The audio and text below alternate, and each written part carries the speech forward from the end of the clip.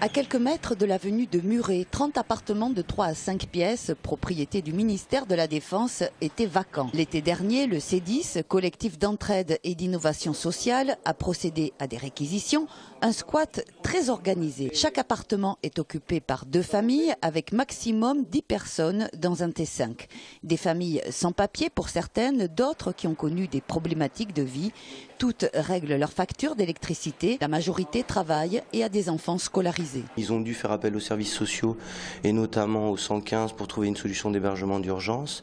Et ce sont des gens qui se sont vus à chaque fois opposer le refus d'une prise en charge et donc des gens qui étaient en demande d'hébergement d'urgence. À l'heure actuelle sur Toulouse, je crois que le délai anormalement long d'une procédure HLM, c'est 2 ans. Donc on peut imaginer une famille qui fait une demande aujourd'hui mais qui n'accédera au logement HLM qu'en 2017.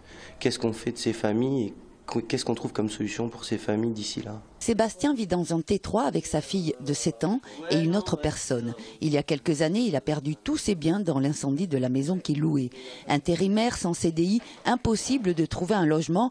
Alors il a squatté par-ci par-là jusqu'à trouver ce logement provisoire. À présent, il suit une formation pour travailler dans le secteur social. Ça me permet qu'elle déjà elle soit stable afin de pouvoir faire ses devoirs, de pouvoir avoir un lieu périn ou voilà, de pouvoir faire à manger, toutes les tâches quotidiennes, de pouvoir voir un peu plus loin dans la vie que se demander tous les jours où c'est que je vais, où c'est qu'on va dormir, qu'est-ce qu'on va manger. Vous savez, c'est pas évident de vivre dans des réquisitions comme ça. Hein. Vous savez pas. Hein.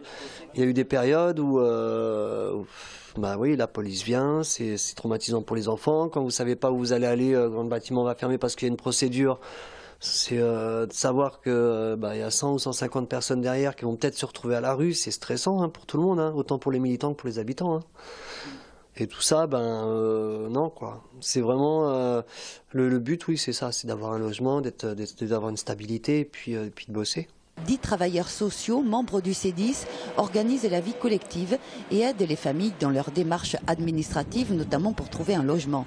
D'autant que le ministère de la Défense veut les expulser pour vendre le bâtiment en 2016. Tous souhaitent rester dans les appartements jusqu'à leur vente et espèrent que le tribunal d'instance prendra cette décision. Verdict le 1er juin.